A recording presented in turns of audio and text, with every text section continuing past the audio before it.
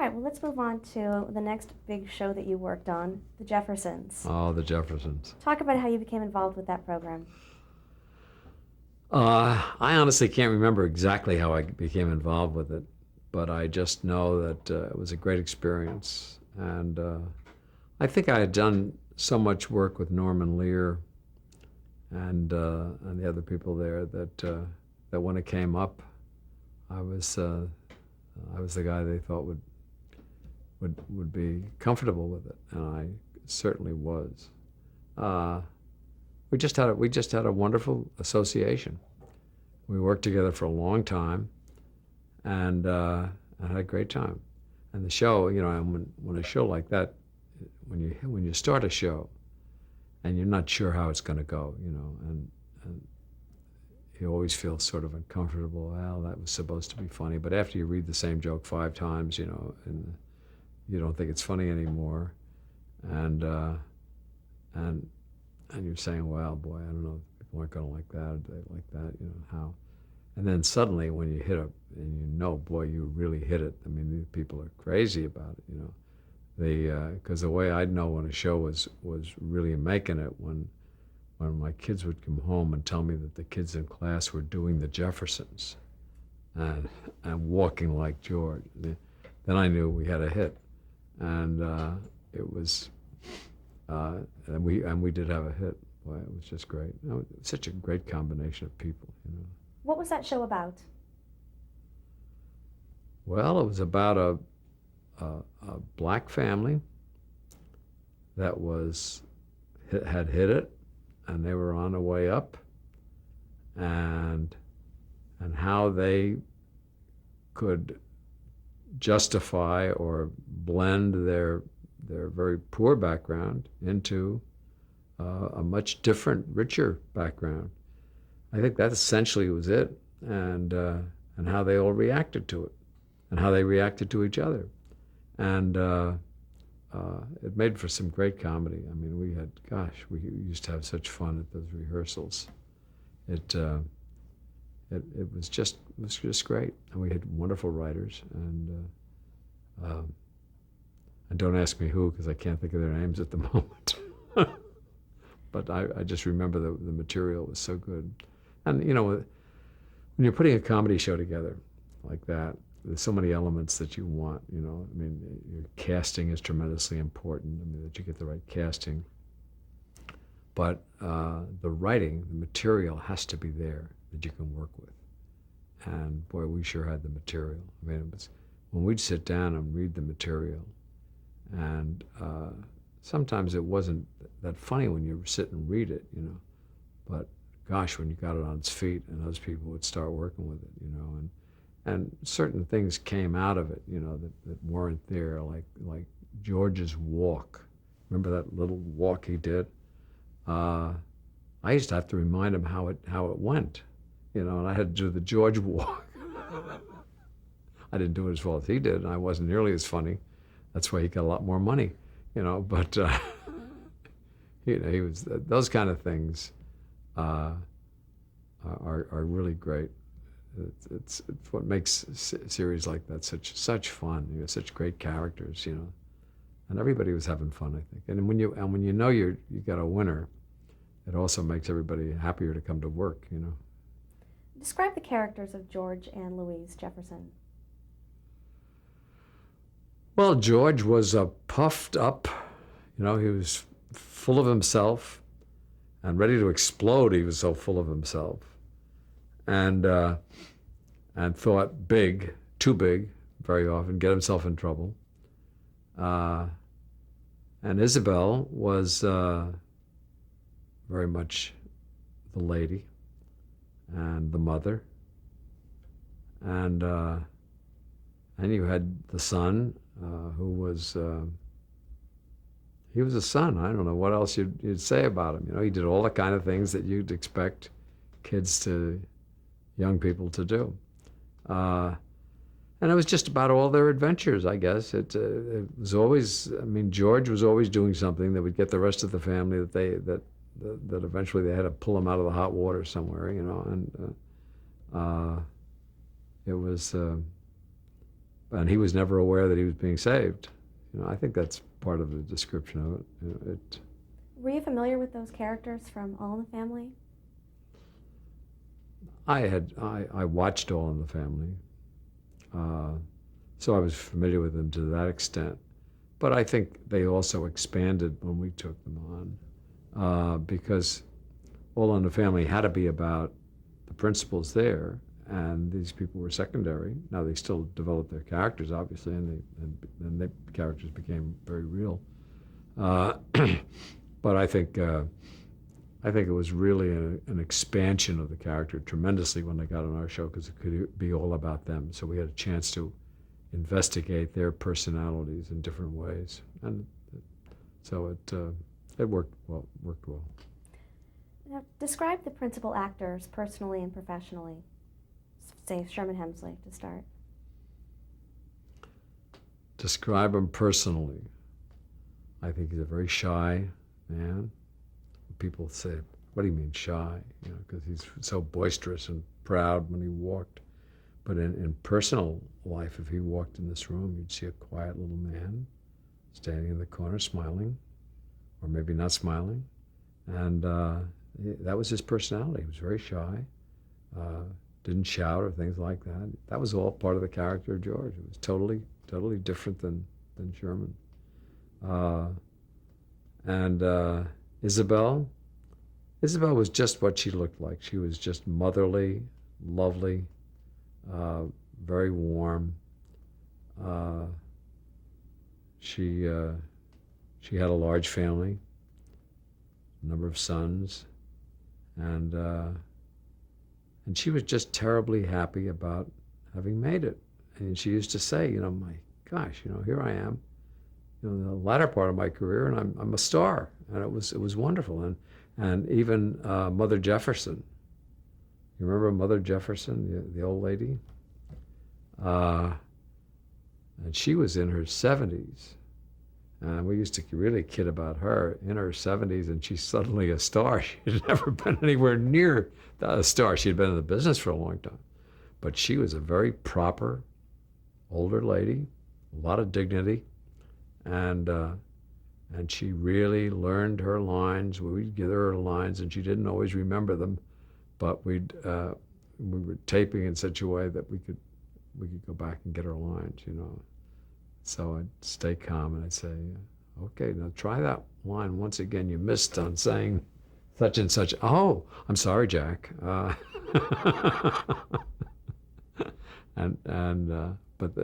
each of the characters was very unique. How about Marla Gibbs? Oh,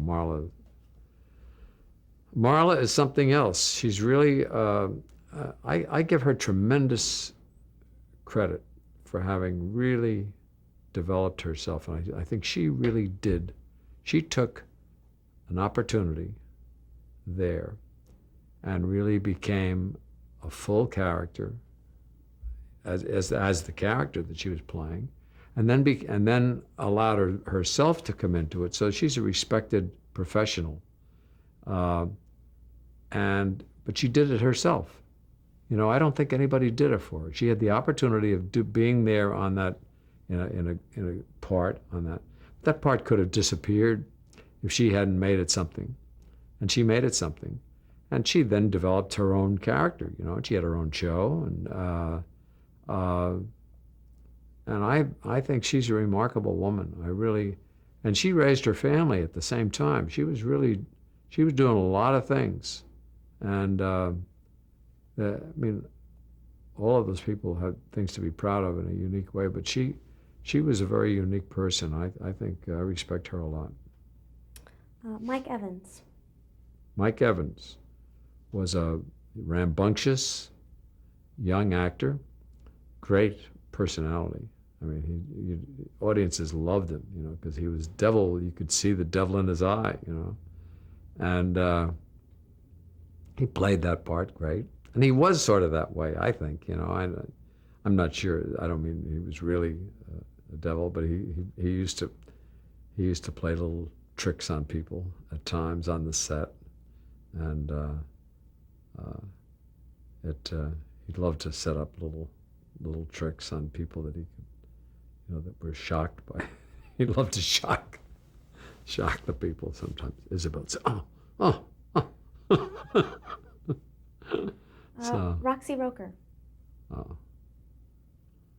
Roxy was just what she looked like. She was a lovely lady, a real lady. She was classy. I thought she was a beautiful woman. And she was an accomplished actress. And she was just a wonderful person. I really liked her tremendously, and so did everybody else. I was very sad when she passed. Franklin Cover. Franklin was a good friend. I hope still is. I haven't seen him in a while. Franklin, again, is very much what you saw. He played a more blustery character, but he really was. He was just a very straight-ahead guy. I mean, in real life, he was just an actor who was very grateful that he had hit something really good, because actors' lives are tough, and if, when you see somebody that finally hits something really great, it's wonderful, and those people, of course, all did. But Franklin was a very successful actor. He knew exactly how to work. He knew exactly what he was doing, and he just had a good time doing it. So he was a pleasure. I mean, the marvelous thing about those people, I don't think we didn't have any big to-dos or anything like that. People all did their work. They all enjoyed each other, and we got along great. So I loved Franklin. He was great. I haven't seen him in a while. He lives back in New York. I think that's where he was. I don't think he ever changed his base. But anyway, it's a very, very nice man. How about Paul Benedict? Paul is very different. He's very intellectual, a total actor. I mean, he really, when he's acting, he's totally into the part, the character. He understands what it's going about. He asks intelligent questions about characters and things that are written, and was very much into the part of the Englishman. He was not an Englishman. And he played that whole part of the Englishman, and he played it so well that everybody thought he was an Englishman. He may have even thought it eventually, I don't know. But he again, see, what was wonderful for me, they were professional actors who liked what they were doing, who liked working like actors, and it made every day fun days to be there, Ned Wertimer. Ned, again, I'm repeating some of the same things, but he was just a very fine professional actor. He had done that all his life. He played certain roles. When he understood that role that he got there, he played it to the hilt. I mean, they used to, when he'd come looking for a tip from George Jefferson, and he would casually stand there and hold out his hand as he talked. That was business that he came up with, and it was wonderful business, And he'd hold it there long enough until George had to do something about it, or not. But it was that's the kind of thing he was. But he played, again. Each of those people, they had a distinct character. Now, sometimes you'll see shows where, as I said earlier, where the same characters, where they blend characters, so you have two of the same kind of people on the same show. But that wasn't the case there. They were all very individual, and it's made it great fun, because you knew exactly who you were dealing with on a particular time. Talk about working with some of the producers on that show. There was George Sunga, Jay Moriarty, Mike Mulligan, Don Nickel, Michael Ross, and Bernie West. Okay. Any of those? Well, I've worked with all of those over the years, very happily and very successfully. Each are distinctly different. George Sunga has done all kinds of shows, and he does them all very well. And he is a producer's producer. I mean, he goes in there and and he tackles the material and does it. Some of the other producers you talked about, their strength was more in the writing. Sangha was just was a producer and not a writer, although every producer has to be somewhat of a writer, I think. But he was really a producer. Now, mention some of the other names. Jay Moriarty. Jay Moriarty and Mike Milligan. Milligan Oh, sorry. were a team, a writing team, and a comedy writing team, and they were great. They were fun to be around. They're just nice guys, and they made a great team. You reminded me of people I got to call up and find out. I haven't talked to them in so long. I'll have to. They were really good people, nice people. Who else? What was the next name? Don Nickel. We were talking about some of the producers. Don Nickel. Don Nickel was an absolute. If you were casting an Englishman, an English intellectual, that's Don Nickel, because he was. He was English, and he was very much the intellectual and very reserved, and just a wonderful man to be around. And he had teamed up with Bernie West, and it was a wonderful combination, because here you have the very reserved Englishman teaming up with a Borscht Belt comic, because that's what Mickey was. And they made a great team together. Mickey, and then we also had Mickey and Bernie, didn't we? Yeah. Michael Ross and Bernie West. Bernie West, they were a team, and they teamed up with Don, so the three of them then worked. And you had a wonderful combination between this reserved Englishman and these two Borscht Belt comics. And that's why they got such great comedy out of it. I mean, they really wrote some funny stuff. And you can see why the two different perspectives blending or clashing maybe makes it pretty funny. Now, weren't you also a producer on the show for a time? Sorry? Were you also a producer on the show for a time? I think I was. I honestly don't remember. I believe I was, yes. I'll take credit for it anyway. That's fine. Fair enough. How many episodes approximately did you direct of The Jeffersons? I think I did 108. For some reason, that number sticks in my mind. But I think I did 4 or 5 years of it. Why'd you leave? I felt that after a certain amount of time, just to keep your career going so that people don't totally forget you, it's time to move on. And I did it very reluctantly because they didn't want me to leave. And I loved everybody there, the cast, and we were all really good. But I felt, and I've done this a couple of times in my career, I think it's important to keep moving.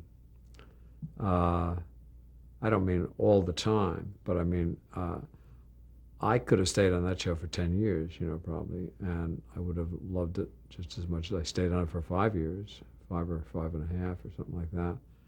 And I just wanted to keep my identity.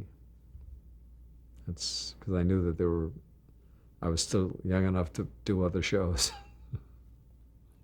Now, did you also direct the spin-off series with Marla Gibbs called Checking In? Yes, I did some of those. I didn't do the whole bunch, but I did some of them. What do you remember about that series? I think it should have still been on. As I remembered, it was very good, but they whip these things off so fast sometimes. They don't give you a chance, and it took a little. You had to change the characters. Marla, now changing from the series that she was on into her own show, you have to. The character of the person had to change, the character that you were seeing. And I don't think they gave it enough time for her to make that change. And of course, it's one of the things that I see that I think hurts television a lot, is that I think I see shows disappearing before they've even had a chance to get a breath, And you have to not only give the show a chance, you got to give the actors a chance. It takes them a few shows to really feel what they're doing, and and you also have to give the writers a chance who are doing it to, as they start to see the actors develop. All of these things it can't be just rushed, and unfortunately, I think we try to do that sometimes, and I think it's unfortunate. You know. All right, well, let's move on to the next series you were involved with, rather substantially, which is Good Times. Good Times. Talk about working on that series. Okay, give me the characters again now. We had Esther Roll as Florida Evans. Right. John Amos, Jimmy Walker. Great cast. Again, so you had very distinct personalities. Esther Roll was the perfect character for that because she totally was, a different personality from the other two. And Amos, it's hard for me to discuss. The concept was just so good because you put people into it, characters into it, who are going to react against each other or with each other, and I think that when you have that kind of people, you can build situations and easier than some other cases. So I just think it was one of those situations where they were perfectly put together. He was each of them was very distinct of the three people that we talked about, but they all worked very well together. I can't think of too much else to say about it other than that. They how long did that series stay on? Do you remember? 5 years. Oh, it did. I don't know how long I was associated with. I'm not sure. Do you recall what the actual premise of the series was? I really don't. I could fake it, but... What do you remember of working with Jimmy Walker? Well, I just remember that he's a very talented guy with a tremendous amount of energy and very personable. He's somebody that people look at and they, oh, what a good-looking guy and what a nice guy, and he's all of those things. I don't remember really anything else distinctive. I don't think I worked with him that long, but I know that he always did what he was supposed to do, I thought, very well. What was it like working with Esther? I just loved her. She's just a real lady, and very definite about what she wanted, which I think is great. And she always expected to be treated as a star, which is what she was. And I don't know what else I can say about it. She was just a delight. It's amazing that people. I've heard people say this, and it's so true. The really big stars are really the nicest people that you run into. It's true. Were you familiar with her character, Florida, from the series Maude? I was familiar with it, but I had never. I think maybe I had directed one of those Maudes at times, so I knew the character there, and I knew how we were developing it. Coming across there. So all of those shows, we all sort of did them in the same place. I'd be doing one rehearsal hall, and the two other shows would be right down the hall in the next, and we'd practically be interchanging each other. So that was the great Norman Lear. I don't know what you'd call it. The working list, I guess. Everything was going on. The shows were all over the place. It was just marvelous. Now, you mentioned that you think you worked on an episode of Maude. Was it that you worked with B. Arthur then? Yes. In fact, I'm quite sure I did. I think maybe I did more than one. What was that like, directing on Maude? Well, she, again, when you're dealing with people like her, she's a professional. She knows exactly what her character is. She knows just how to do it. And and somebody like that is a pleasure to deal with. You know, that you're not searching for who it is that you know, and trying to find that, because one of the reasons that show was so successful is that she was who she was. Maud was in charge, you know, and she did it. You know, I think that I don't know. It just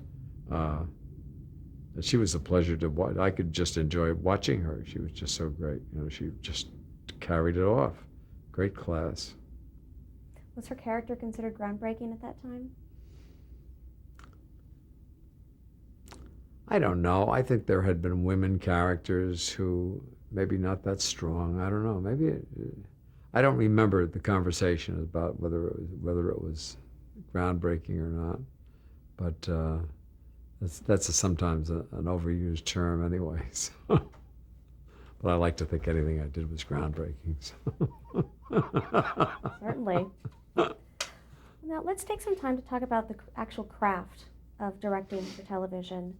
Talk about the first time that you worked on the set of a television show, the kinds of equipment, the lights, the cameras, your impressions of it all. Well, when I my very first reaction, you know, I had just graduated from college. I was 21 years old, and I got a job at NBC. And I was sort of shocked, and I think everybody else was. But McCleary had remembered my work at Fordham and put me on a list of, he had 4 or 5 people that he put on lists. NBC was enlarging their staff, and at that time, and he had put me on a list of 4 or 5. And when I applied, they accepted me. But I was on the approved list. Now, you're saying what was my reaction? What were your impressions of the first time you were on a set? Well, I just had to. I was a little bit in awe, and I was shocked about a number of things. I was getting $75 a week, which I thought was just sensational. And I remember saying to my father, yeah, Dad, I got the job, and I'm not sure, I forgot what they're paying. It's either $75 a week or $55 a week. And he said, it doesn't matter. I said, you're right, I got the job. And it paid 75, I think. I think it was 75 or 80. Might have been 80. Anyway, I got overtime in those days.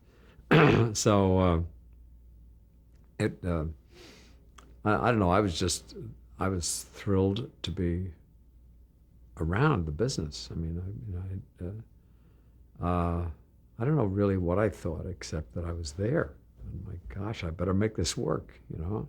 Keep my eyes open and listen to what's going on. And none of us knew what the hell we were doing. So we really were learning the job as we were inventing it to some extent. I mean, you know,